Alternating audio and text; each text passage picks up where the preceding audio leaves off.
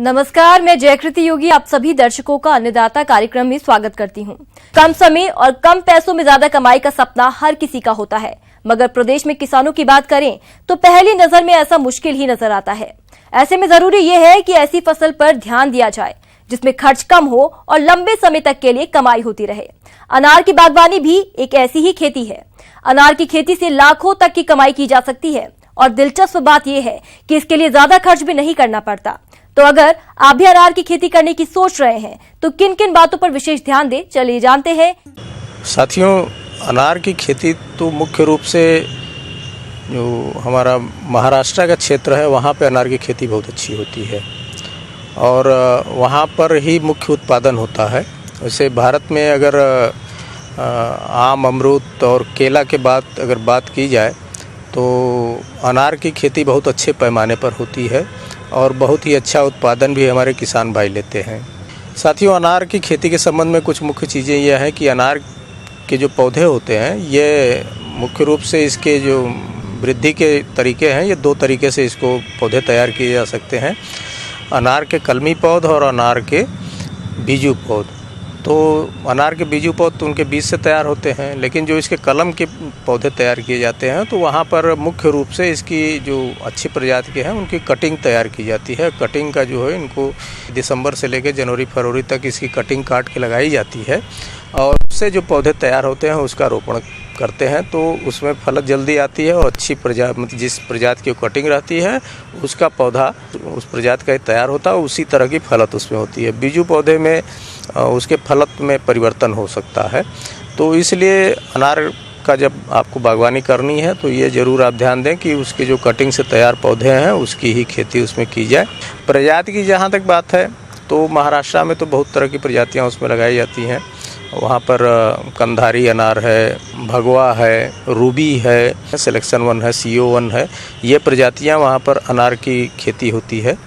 एक प्रजाति गणेश है जो कि अपने उत्तर प्रदेश के क्षेत्र में जो है ये काफ़ी सफल है और इसका अच्छा उत्पादन लिया जा सकता है और उत्तर प्रदेश में इसकी खेती करके इसका उत्पादन हम ले सकते हैं। गणेश प्रजाति इसमें सफल है और रूबी और अन्य उसका भी उत्पादन होगा, लेकिन गणेश का उत्पादन सबसे अच्छा अभी तक देखा गया है।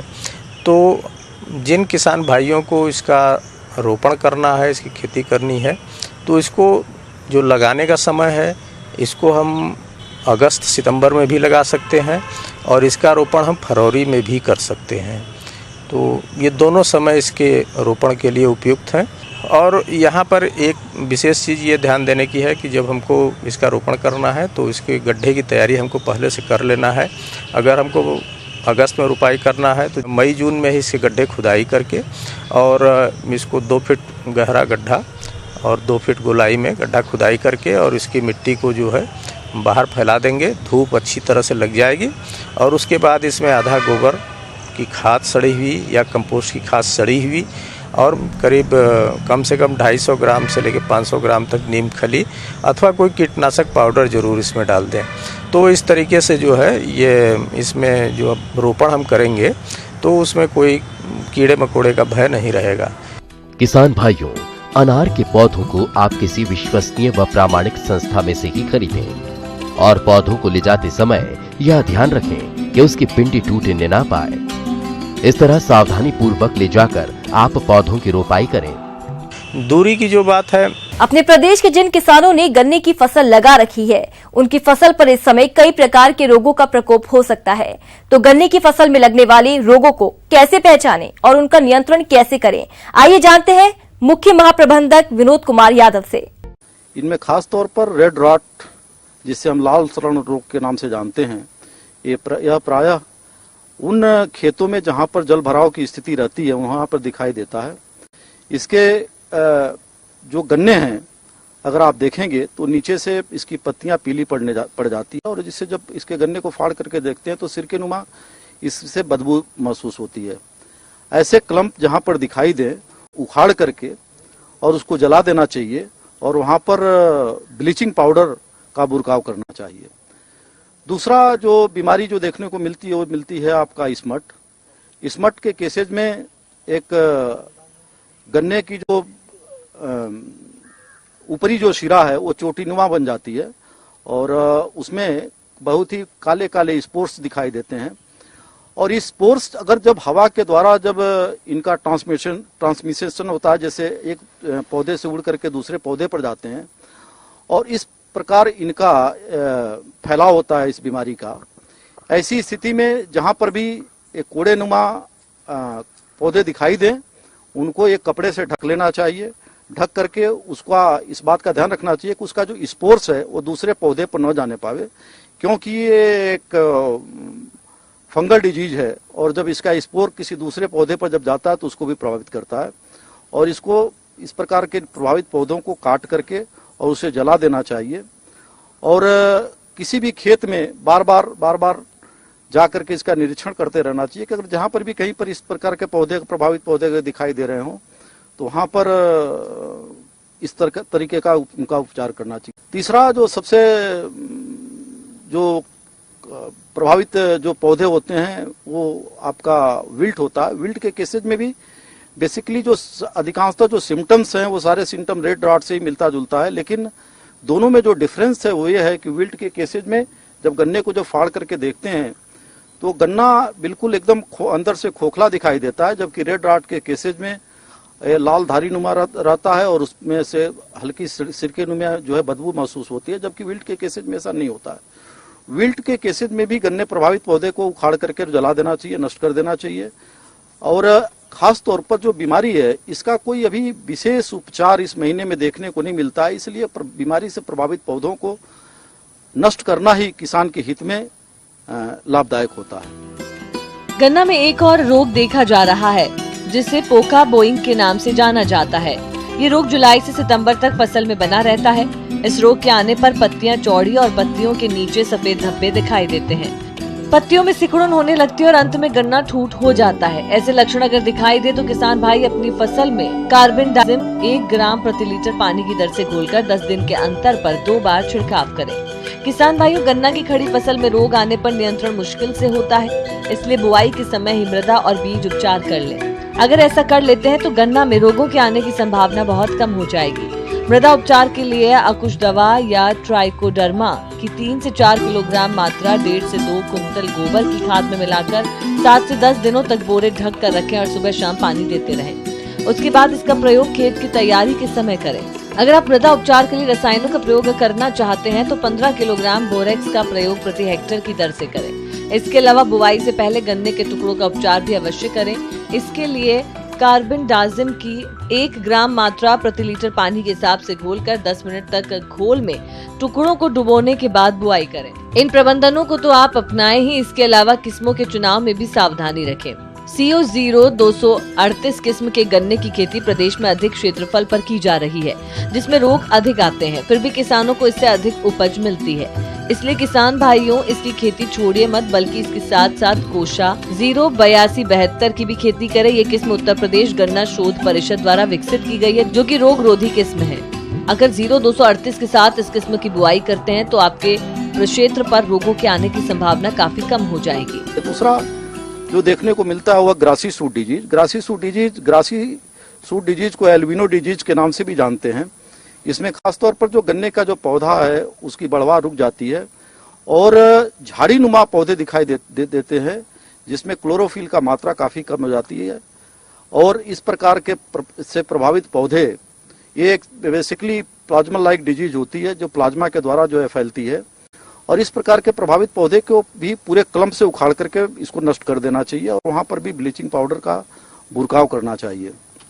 इससे इसका जो फैलाव है वो रुक जाता है।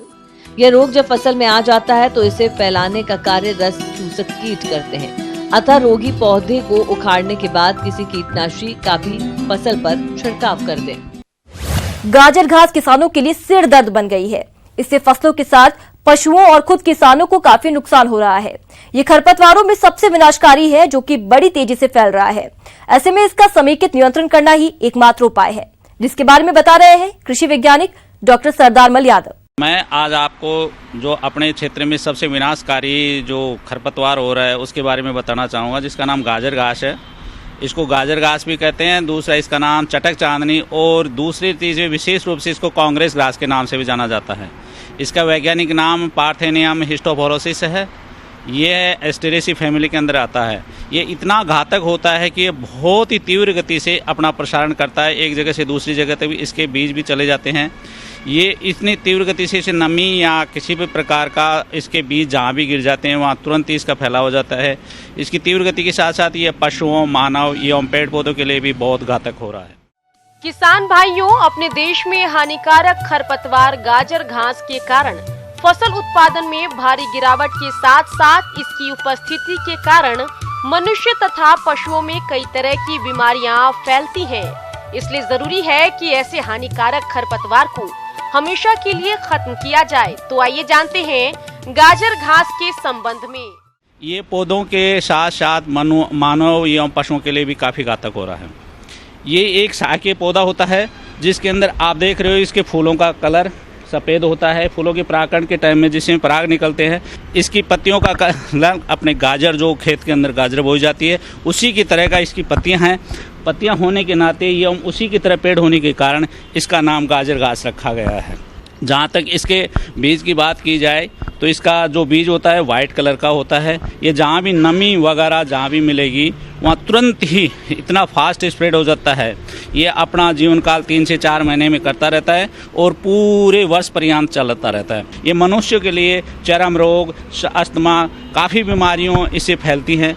इसके परागण जैसे इसमें संपर्क में आते हैं तो त्वचा की बीमारी सबसे खतरनाक है। गाजर घास की इस गंभीर समस्या को देखते हुए ये जरूरी हो जाता है कि आप इसके नियंत्रण के लिए उचित कदम उठाएं। इसके नियंत्रण हेतु हम सबको मिलकर सामूहिक प्रयास करना होगा। गांवों, शहरी कॉलोनियों, किसानों, विद्यार्थियों को चाहिए कि वे अपने आसपास की भूमि को गाजर घास मुक्त रखें। गाजर घास को जैविक तरीके से नियंत्रण के लिए मैक्सिकन बीटल, जिसे जाइग्रोग्रामा बाइकोलाराटा नामक कीट छोड़ने से इस घास पर काफी नियंत्रण पाया जा सकता है। यदि अपने देश से यह गाजर घास खत्म हो जाएगी तो फसलों से हम अधिक उत्पादन ले ही पाएंगे, साथ ही मनुष्यों एवं पशुओं में होने वाली बीमारियों से भी छुटकारा मिल जाएगा और हमारा पर्यावरण हमेशा सुरक्षित रहेगा।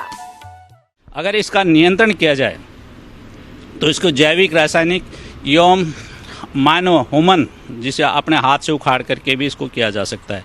सबसे पहला होता है इसको फूल आने से पहले अगर इसको हाथ से उखाड़ दिया जाए तो भी नियंत्रण होगा। एक जो रसायन आते हैं उनमें एट्राजिन आती है। अगर एट्राजिन का इस पर 1.5 किलो सक्रिय तत्वों का प्रति हेक्टेयर के हिसाब से अगर इसे स्प्रे किया जाए तो फसलों के अंदर इसका शुरू में ही नियंत्रण हो जाता है। साथ ही अगर खाली जगह के अंदर इसका हो, ग्लाइफोसेट नाम का रासायनिक आता है, अगर 1.5 लीटर प्रति हेक्टेयर के हिसाब से इसका स्प्रे कर दिया जाए तो भी इनका उन्मूलन हो जाता है।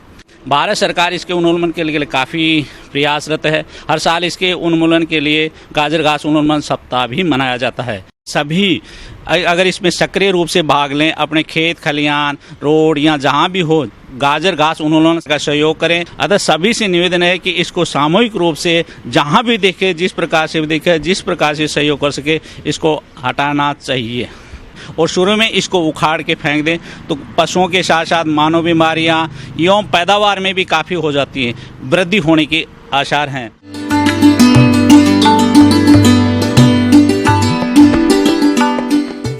अन्नदाता हेल्पलाइन निशुल्क फोन संपर्क सेवा के माध्यम से आपके द्वारा पूछे गए प्रश्नों में से 1 या 2 महत्वपूर्ण प्रश्न को हम अपने कार्यक्रम में शामिल करते हैं। इसी के तहत आज का चयनित प्रश्न और उसका जवाब इस प्रकार है। अन्नदाता निशुल्क फोन संपर्क सेवा के माध्यम से पूछे गए प्रश्नों में से आज हमने जिस प्रश्न को कार्यक्रम में शामिल किया है उसे पूछा है जिला चंदौली के कृषक आकाश कुमार ने। यह धान की फसल में खरपतवार नियंत्रण के बारे में जानकारी चाहते हैं। तो आकाश कुमार जी, आपकी जानकारी के लिए प्रस्तुत है कार्यक्रम का यह अंश। भाइयों, जैसा कि आप जानते हैं इस समय हमारे खेत में धान की फसल खड़ी हुई है। इसमें मुख्य तरह के 3 प्रकार के खरपतवार आते हैं। घासकुल के खरपतवार, चौड़ी पत्ती वाले एवं मोथा वर्गीय खरपतवार। किसान भाइयों, खरपतवार ऐसे अनचाहे पौधे हैं जो फसलों के साथ पानी, प्रकाश, पोषक तत्वों और स्थान के लिए मुख्य फसल के साथ प्रतिस्पर्धा करते हैं। तथा दूसरी तरफ ये खरपतवार फसल में रोग और कीटों व्याधियों को फैलाने का भी कार्य करते हैं, जिससे फसल की पैदावार में भारी गिरावट हो जाती है।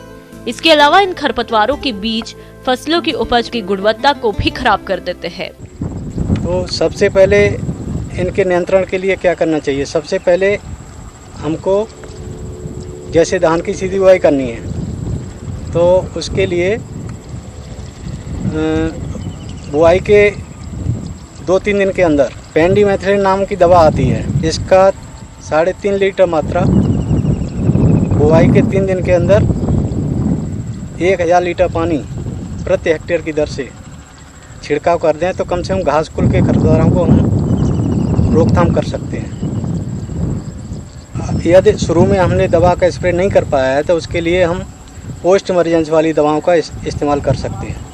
और चौड़ी पत्ती वाले खरपतवारों की रोकथाम के लिए बाद में आलमिक्स अथवा 2,4-D, आलमिक्स की मात्रा 20 ग्राम प्रति हेक्टेयर अथवा 2 लीटर 2,4-D 38% वाली 15-20 दिन पर छिड़काव कर सकते हैं। इसमें बिस्पायरीवैक नाम से एक नोमनी गोल्ड के नाम से दवा आती है। नोमनी गोल्ड की 200 ग्राम मात्रा प्रति हेक्टेयर की दर से बुआई के 15 से 20 दिन बाद इस्तेमाल करनी चाहिए और इससे सभी प्रकार के खरपतवार को नियंत्रण किया जा सकता है। इसमें केवल एक घास को नियंत्रित नहीं कर पाते हैं, उसके लिए अलग से या तो शाही हेलोफाफ का स्प्रे कर दिया जाए अथवा बिबाया के नाम से एक दवा आती है जो पिनोक्सलम और शाही हेलोफाफ का मिक्सचर होता है।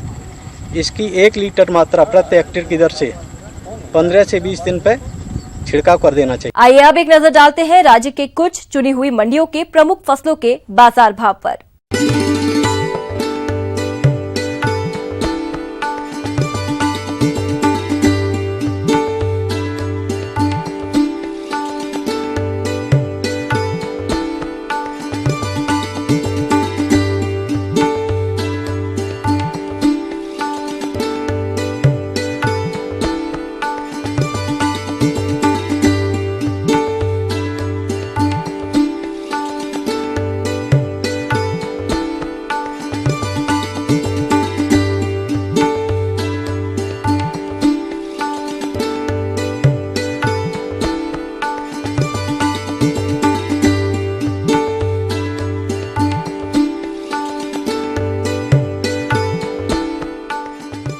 हमें उम्मीद करते हैं कि आज का कार्यक्रम आप सभी दर्शकों के लिए उपयोगी रहा होगा। किसान भाइयों, अन्नदाता आपकी सेवा के लिए संकल्परत है। कृषि संबंधित समस्या एवं सुझावों के लिए आप हमें इस पते पर संपर्क कर सकते हैं। प्रोड्यूसर अन्नदाता news 18 Uttar Pradesh Uttarakhand Ramoji film city Hyderabad 501512। साथ ही आप हमें ईमेल भी कर सकते हैं। हमारा ईमेल है p18annadata@nw18.com। इसके अतिरिक्त आप हमें निःशुल्क हेल्पलाइन नंबर 1800-419-2155 पर सोमवार से शनिवार सुबह 10 से शाम 4 बजे के बीच संपर्क कर सकते हैं। किसान भाइयों, अब समय हो रहा है आपसे विदा लेने का, तो हमारी अन्नदाता टीम को दीजिए इजाजत। कल फिर आपसे मुलाकात होगी कृषि संबंधित कुछ और महत्वपूर्ण जानकारियों के साथ। नमस्कार।